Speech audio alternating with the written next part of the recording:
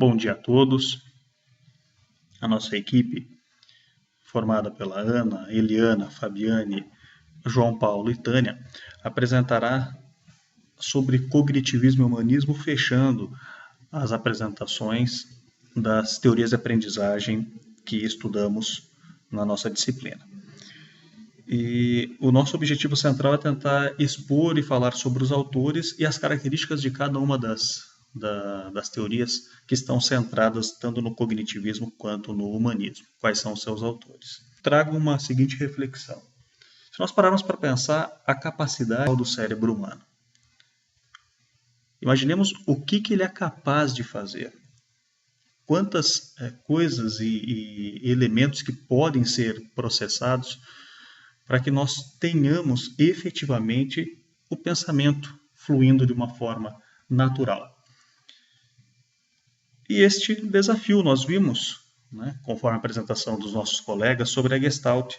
É uma capacidade especial do nosso cérebro em saber separar aquilo que é real ou fazer uma transformação, tentando traduzir as imagens que são expressas, a pessoa tocando violão, ou então são duas pessoas idosas, conforme foi apresentado por eles. Então são capacidades inerentes do nosso cérebro e que vamos aos poucos aprendendo. É uma aprendizagem diferenciada, permitindo que todo o nosso pensamento ele se foque naquilo que é especial ou essencial.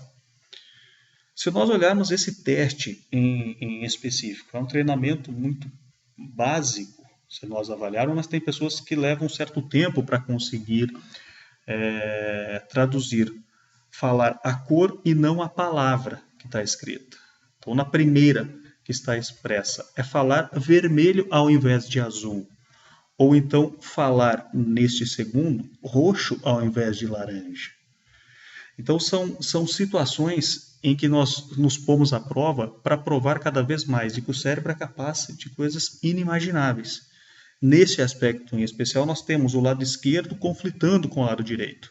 No lado esquerdo, ele faz o processamento das palavras, enquanto que o lado direito faz o processamento das cores. Então, esta confusão generalizada permite que, num primeiro momento, nós não consigamos, talvez, traduzir essencialmente e fazer, conforme está explícito.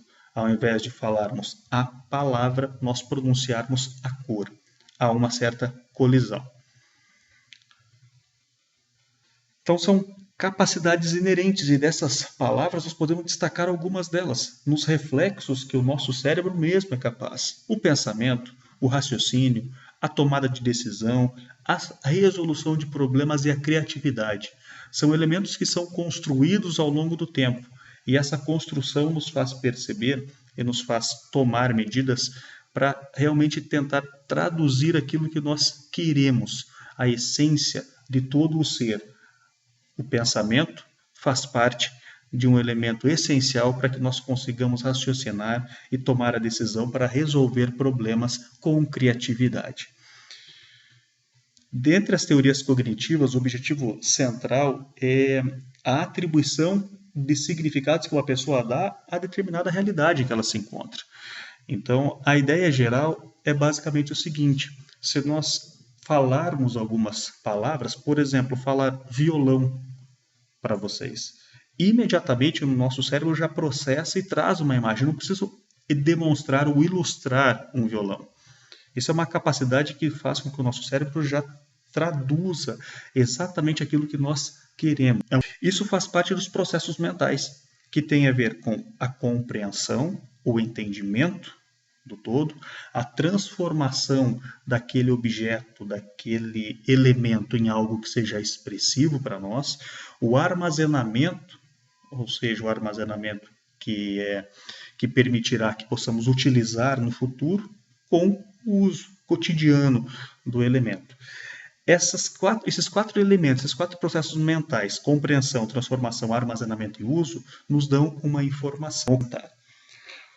Os processos perceptivo e cognitivo são elementos que fazem parte do pensamento, do raciocínio, para que nós possamos no nosso dia a dia traduzir e transformar as percepções.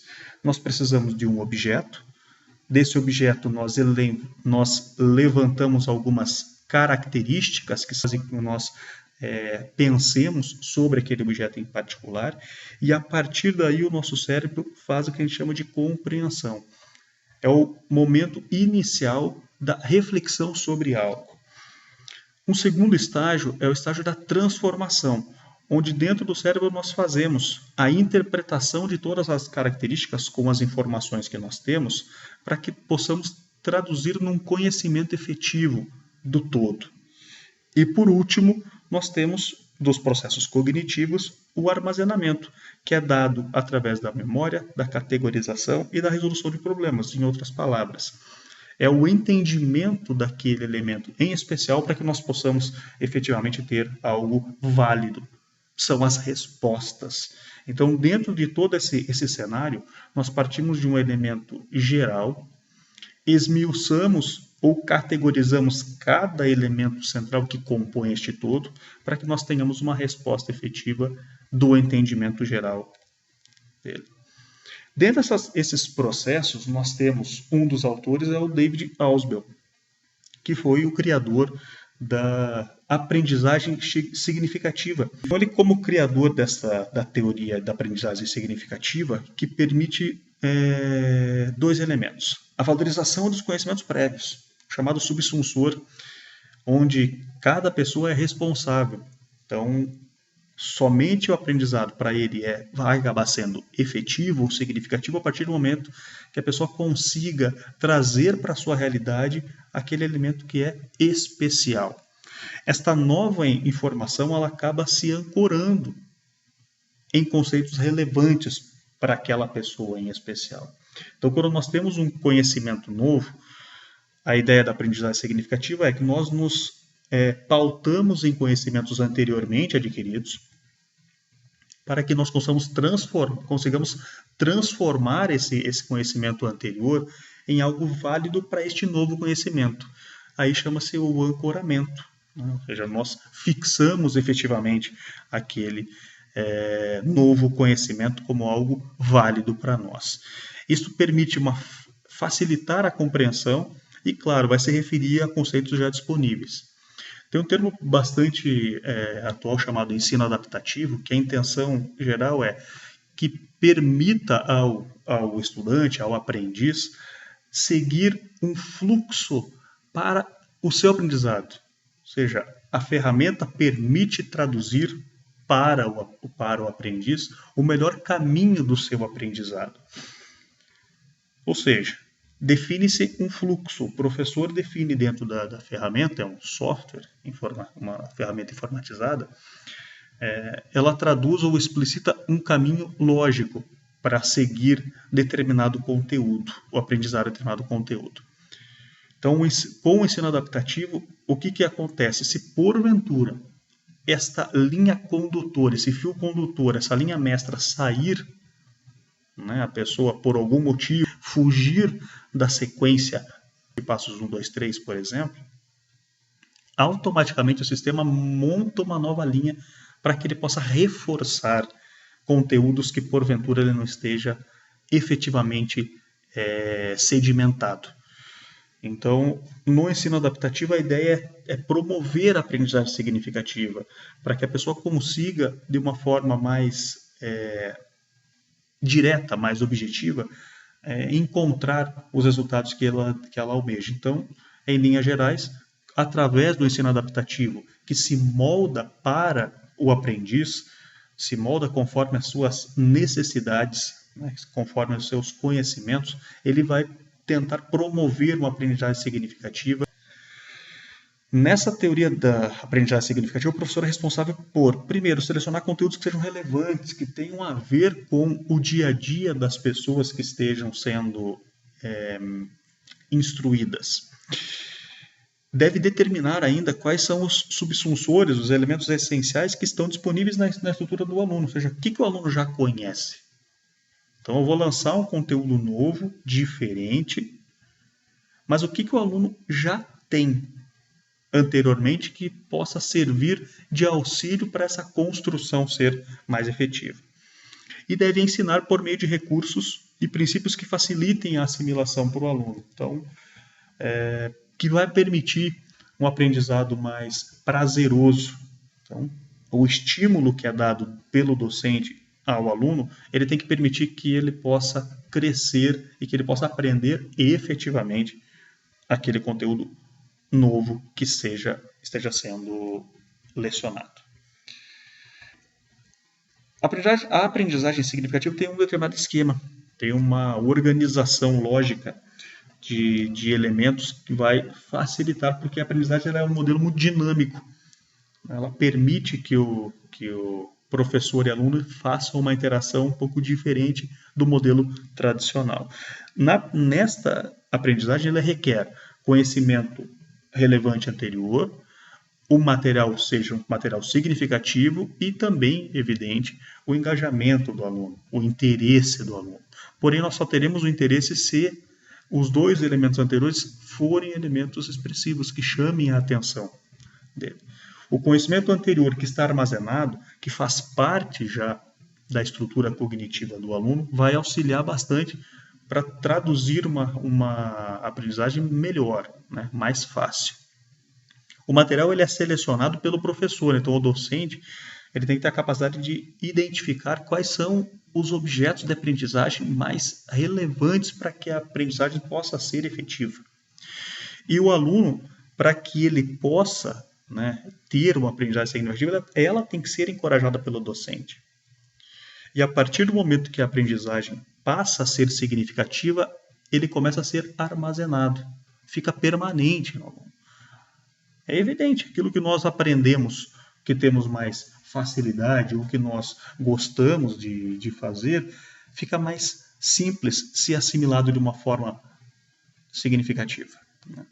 Diferente da aprendizagem da decoreba, a aprendizagem memorística, que é uma aprendizagem mecânica, onde simplesmente são transmitidos o conteúdo, eu deposito o conteúdo em cada pessoa e, de certa forma, eu vou ter uma aprendizagem baseada no mecanicismo como a tabuada, a repetição. Aprendo, entre aspas, pela repetição. 1 vezes 1, 1, 1 vezes 2, 2. Eu não sei qual que é o sentimento disso, eu simplesmente repito. Eu não preciso fazer conta, eu só decoro. Aí, se porventura, né, falhar ou esquecer, como que vai funcionar? Se você não aprendeu um algoritmo ou uma técnica diferente para realmente aprender e armazenar esse conteúdo como sendo efetivo. Tá? Então, a aprendizagem, ela encorajada pelo docente, ela depende do engajamento efetivo do aluno para que, aí sim, com o material apropriado, ele possa ser armazenado, né, em definitivo e ser utilizado na sequência. Essa aprendizagem, para que ela possa ser verdadeira, né, onde o aluno constrói o conhecimento para poder agir e tomar suas próprias decisões, ela depende basicamente de 7 passos. São 7 passos que sintetizam o que está representado neste esquema. O primeiro passo é o sentimento, né, o sentir, onde é realizado justo no início do aprendizado, quando o aluno constrói algo próximo à realidade em que ele se encontra. O segundo passo é o perceber, que após a contextualização inicial, levantando elementos específicos da sua realidade, o aluno é levado a avaliar características específicas do que ele está estudando. O terceiro é o compreender, momento em que ele vai construir um conceito sobre o novo elemento, a nova estrutura que está sendo ensinada. O quarto passo é o definir, quando vai ser esclarecido um conceito em particular, montando com suas palavras. Então, o aluno começa a partir deste elemento, deste passo, o definir. Montar com suas palavras o que ele compreendeu. O quinto é o argumentar, onde ele vai relacionar passos de uma forma lógica. Ele vai montar uma estrutura lógica de conceitos através de textos, sejam eles verbalizados ou não. Então, ele vai começar a organizar logicamente esse conceito.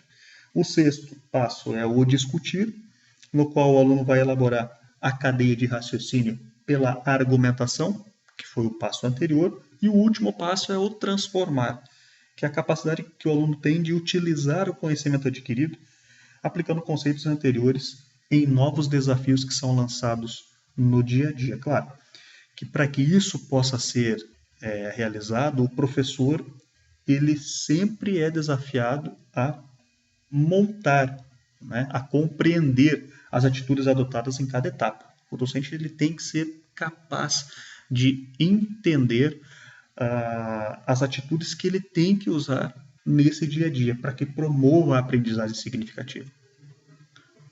Então, para que possa promover, de acordo com esses 7 passos, desde o sentir até o transformar, o docente ele é desafiado a todo momento a encontrar um material que seja significativo, um objeto de aprendizagem apropriado para o aluno, relevância em prol ou próximo da realidade em que o aluno se encontra, para que daí sim os alunos eles consigam tomar as atitudes apropriadas para a tomada de decisões no futuro que ele vai ter. E, em suma, a aprendizagem significativa é aquela que vai permitir aprender algo de uma forma mais profunda. E dessa maneira, com esse conjunto de elementos, permite-se, tanto a professor quanto a aprendiz, aquele ganho efetivo do ensino no nosso dia a dia. Em síntese, um conhecimento ele é significativo quando ele requer 2 elementos: estruturas de conhecimento bem organizadas, então uma linha condutora que defina esse conhecimento, e o empenho emocional, então é o engajamento do aluno para juntamente com aquilo que ele já tem, aquilo que já está consolidado. Ele conduz a produções criativas. A partir do momento que nós temos um conhecimento já sedimentado, permitirá que possamos tomar decisões e, com a criatividade, produzir novos conhecimentos e novos elementos no nosso dia a dia.